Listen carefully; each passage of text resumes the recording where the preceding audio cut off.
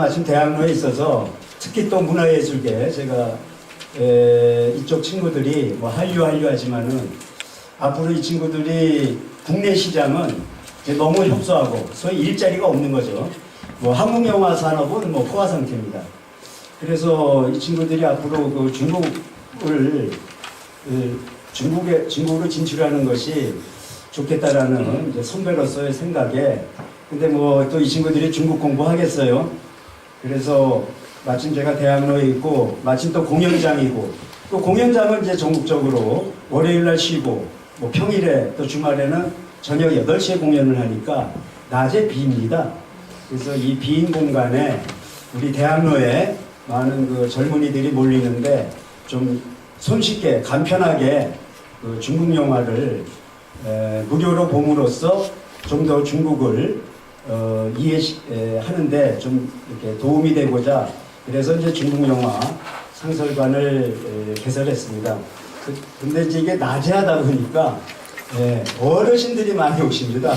어르신들이 산책하고散歩하고 모임하다가 저희 극장에 오셔서 또 좋은 영화를 하다 보니까 중국 영화를 많이 보시고, 또 특히 이제 중고등학생들은 이제 우리 선생님들이 체험학습을 해가지고 이제 대학로에 연극 뮤지컬 많이 단체 관람하는데, 이제 중국 영화를 상영하니까 또 우리 학교에서 학생들이 많이 단체 관람을 옵니다. 그래서 요거 많이 좀 주변에 알려주시고요. 저희 좋은 뜻으로 비영리 목적으로 중국 영화 주한 중국문화원과 손잡고 하는 일이니까. 그리고요, 또 하나, 그 학교 선생님들이 학생들 데리고 나오려면은 이제 굉장히 번거롭습니다. 날짜도 그렇고 시간도 그렇고. 그래서 그런 불편함을 해소하기 위해서 주문형 극장, 우리가 이제 주문형 비디오, 여러분들 IPTV 통해서 영화를 마음대로 골라보지 않습니까?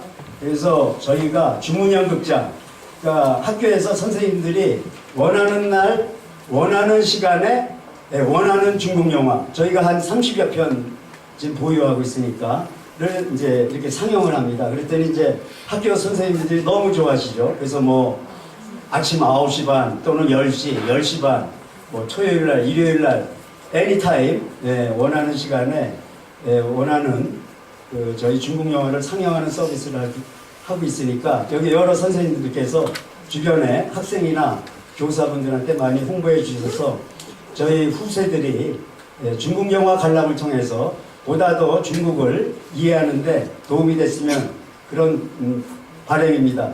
이렇게 갑자기 마이크를 잡게 돼서 송구스럽고 대단히 감사합니다.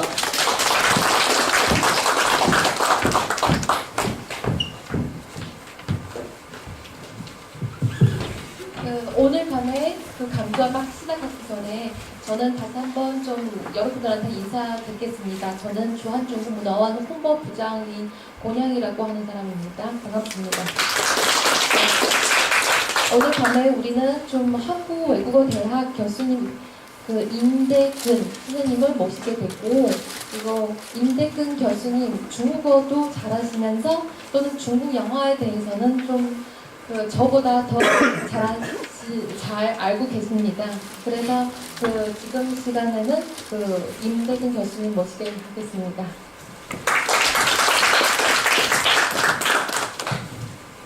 네, 반갑습니다. 안녕하세요. 저녁술은 다 드시고 오셨는지 모르겠습니다. 시간이 7시나 돼서, 그죠? 2시간 강의 들으시려면은 힘드실 텐데, 저녁 든든히 드시고 오셨죠? 네. 제가 7시부터 9시까지 하라고 그러는데요. 50분, 7시 50분 정도까지 하고요. 너무 계속 들으시면 힘드시니까 한 10분 쉬셨다가 또 한 30분 정도 하고, 궁금하신 거 있으시면 질문하시면 제가 답변해드리고 그렇게 하는 방식으로 진행을 하겠습니다. 지금 소개해 주셨는데 뭐 아직도 저도 많이 공부를 더 해야 됩니다만, 조금 먼저 이제 공부를 시작했다는 이유로 중국 영화에 대해서 이렇게 저렇게 뭐 글도 쓰고 또 학생들도 가르치고 그렇게 하고 있습니다. 그래서 오늘은 이제 그 아까 우리 윤인택 대표님께서 동양예술극장도 소개해 주셨지만 영화를 가지고 또 중국 사람들은 영화라고 하는 거를 어떻게 생각했을까 하는 거를 좀 이렇게 긴 그 역사적인 안목에서 한번 쭉 훑어드리려고 준비를 좀 했습니다. 그래서 한 100년 정도의 시간을 쭉 여행을 하셔야 됩니다. 그래서 마음을 단단히 먹으시고 그래서 이그 시대별 아주 세부적인 내용을 다 다루지는 못하지만 큰 흐름들을 중심으로 해서 중국 영화의 어떤 변천이라고 할까요? 이런 부분들을 좀 말씀을 드리겠습니다. 그래서 그것들을 얘기를 하다 보면 자연스럽게 이제 영화라고 하는 거는 우리나라도 그렇고 뭐 미국도 그렇고 어느 나라나 마찬가지로 그 시대의 어떤 시대상하고도 긴밀하게 연관이 되어 있거든요. 그래서 자연스럽게 이제 중국의 어떤 시대상이라든지 중국 사람들의 문화라든지 이런 것들도 함께 말씀을 드리지 않을 수 없을 것 같습니다. 자, 오늘 이제 영화의 날이니까요. 중국이 우리나라하고 굉장히 가까이 있죠. 역사적으로 사실은 뭐 예를 들면 프랑스 중요한 나라죠. 또 네덜란드 뭐 한 네덜란드 관계가 굉장히 중요하겠죠. 또 뭐 한 스웨덴, 뭐 한 남아프리카 공화국 관계 굉장히 중요하겠죠. 그렇지만 저는 이 세계에서 우리가 가장 중요한 관계를 맺고 살아가야 될 운명적인 나라가 중국이 아닌가 하는 생각이 듭니다. 만약에 우리가 네덜란드 옆에 있었다면 네덜란드가 더 중요한 나라였겠죠. 역사적으로나 지리적으로나 혹은 문화적으로나 어떤 측면에서 봐도 운명적으로 우리하고 중국하고의 관계는 엮여 있을 수밖에 없고 앞으로도 또 그런 사실은 변하지 않을 거다. 그래서 사실은 중국은 우리가 중국을 잘 이해하고 아는 것이 굉장히 중요하다는 생각이 듭니다. 우리는 중국을 잘 아는 것 같지만 사실은 어떤 부분에서 여전히 잘 모르고 있는 부분들도 있고요. 또 중국도 한국을 더 잘 알아야 하는 노력들을 서로 해가야 하는 것 아닌가 하는 생각이 듭니다. 그런데 중국이라고 하는 나라는 너무 커서요. 잘 아시는 대로 남한의 100배 정도 되고요. 우리나라 남한 땅덩어리 100배 정도 되고 남북한은 한 50배 정도 됩니다. 기후는 저 위에 한랭대부터 시작해서 아열대에 이르기까지 분포되어 있고요. 뭐 동서의 길이가 시차가 4시간이 시차가 납니다. 근데 이제 인위적으로 이걸 조정해서 전국이 그냥 하나의 시간으로 쓰기는 합니다만 여기는 이제 동터서 뭐 점심 먹을 쯤 되는데 저쪽 서쪽은 아직 이제 새벽이고 뭐 이런 느낌이 있습니다. 실제로 국경 시간을 이제 표준 시간으로 살죠. 그러니까 이제 우리하고는 비교가 안 될 정도로 이제 큰 나라고요. 그래서 중국은 어떤 나라냐 한마디로 얘기해봐라. 그럼 이제 제가 대답을 아주 어리석은 질문인데요. 현명한 대답을 제가 골라놨습니다. 중국은 복잡한 나라. 저 이렇게 얘기합니다. 한마디로. 굉장히 복잡한 나라. 민족적으로도 그렇고 역사적으로도 그렇고 언어적으로도 그렇고 인구적으로도 그렇고 여러 가지 구성이 굉장히 복잡한 나라다. 이렇게 말씀드릴 수 있는데요. 우리가 그러면 중국을 알기 위해서는 사실은 중국을 알기 위해서 들어갈 수 있는 문들이 굉장히 많습니다. 어떤 때는 뭐 예를 들면 정치라는 문을 통해서 중국을 들어갈 수도 있고요. 경제라는 문을 통해서 들어가서 중국을 볼 수도 있고요. 또 문화라는 문을 통해서 중국을 들어가서 볼 수도 있고요. 좀 전에 말씀드린 뭐 역사라는 문을 통해서 들어갈 수도 있는데 제가 오늘 소개해드리려고 하는 것은 영화라고 하는 문을 통해서 중국을 들어가 보자. 그런데 문을 열고 들어가면 이 길들이 다 서로 엇갈려 있고 통하게 되어 있습니다.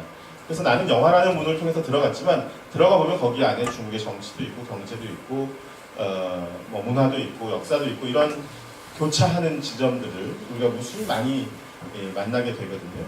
그래서 사실은 어느 문으로 들어가느냐 하는 것이 그렇게 중요한 것은 아니라고 생각이 듭니다. 자기가 더 흥미로운, 더 관심 있는 어떤 문이든 들어가서 공부를 하고 또 다양한 그 정보들을 접하다 보면 자연스럽게 그 안에서 서로 통하는 것들을 발견할 수 있지 않을까 그런 생각을 좀 해보게 됩니다. 자, 그래서 오늘은 이제 저랑은 영화라고 하는 문을 통해서 들어가게 되는데요.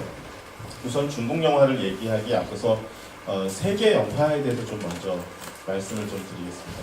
자, 영화가 언제 태어났을까요? 영화는 보통 우리가 제7의 예술이라고 얘기를 하거든요. 7번째 예술이다 얘기합니다. 인간들이 창조한 예술이 이제 보통 7가지 이렇게 얘기를 하는데요. 예술의 종류에는 어떤 것들이 있나요? 네? 네, 춤을 제일 먼저 말씀하시네. 보통 춤이 늦게 나오는데 춤을 좋아하시는군요. 문학, 예, 문학이 있죠. 또 음악이 있죠. 예, 미술. 또 춤, 좀 전에 춤 말씀하셨죠. 춤도 있죠. 네, 연극도 있습니다. 연극. 예, 연극도 중요한 예술 장르 중 하나죠. 또 하나는 건축입니다. 건축. 건축은 이제 뭐 예술로 보시는 분들, 그래서 어떤 대학교 가면 건축이 이렇게 좀 예술학 뭐 이런 쪽에 좀 많이 속해 있고요. 어떤 대학은 이제 공과 대학 계열에 속해 있기도 하고 그렇습니다. 그래서 이렇게 6가지가 지금 말씀드린 게 이제 전통적인 방식의 예술이었는데, 여기에 이제 21세기, 20세기 들어서서 영화가 하나 추가돼가지고 모두 7가지를 보통 인간들이 만들어낸 예술 장르다 이렇게 얘기를 많이 하거든요. 근데 이 중에 이제 제일 막내가 뭐냐 하면 영화입니다. 그래서 세계의 영화가 언제 태어났냐 하면요, 1895년도 12월 28일 날 태어났습니다. 그래서 영화, 이 7개의 예술 장르 중에 영화만 생일을 알 수 있습니다. 나머지 한번 생각해 보세요. 문학의 생일이 언제일까요? 모르죠. 뭐 고대 어느 날인가, 그죠? 뭐 노동을 하다가 문학이 시작했다는 얘기도 있고, 뭐 노래를 부르다가 시작했다는 얘기도 있고, 뭐 다양한 얘기들이 있는데 모릅니다. 춤이 언제부터 태어났는지도 모릅니다. 음악이 언제 생겨났는지 모릅니다.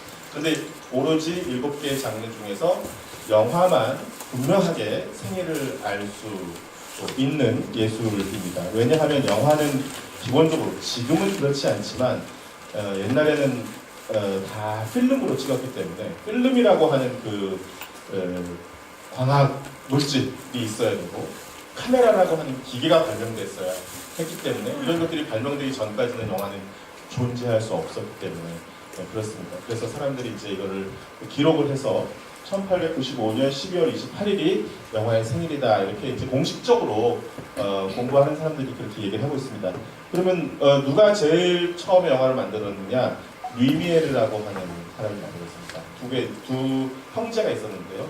프랑스 파리에 류미에르 형제라고 하는 사람들이 인류 세계 최초의 영화를 만들었다 이렇게 얘기합니다. 근데 이제 뭐 어떤 발명이 다 마찬가지듯이 갑자기 류미에르가 그 전에 아무것도 없었는데 뭐 완전히 무슨 하나님처럼 뿅 하고 영화라고 하는 걸 만든 것은 아니고, 그 이전부터 사람들이 무수히 많이 노력을 해왔습니다. 사진을 찍는 법, 카메라도 발견하고요, 카메라도 발명하고 여러 가지 노력들을 해왔습니다. 그런데 이제 그래도 이렇게 움직이는 필름, 사람들이 이렇게 모여서 볼 수 있는 극장에서 볼 수 있는, 그리고 돌아갈 수 있는 영상기가 있어서 거기에다 돌리면 이렇게 영화가 재생되는 이런 그럴듯한 모양을 갖춘 것은 류미에르가 만들어낸 것이 처음이다 라고 얘기를 했습니다. 그래서 바로 저 1895년 12월 28일이 세계 최초의 영화가 프랑스 파리에 있는 한 인도풍의 살롱, 프랑스는 살롱 문화가 많이 발달해 있지 않습니까? 그래서 그 살롱에서 상영된 날이 처음입니다. 그래서 이제 저 날을 영화의 생일이라고 많이 얘기를 하는데요. 그래서 그날 이제 틀었던 영화들이 이제 뭐 기차의 도착 이런 영화들입니다. 아이고.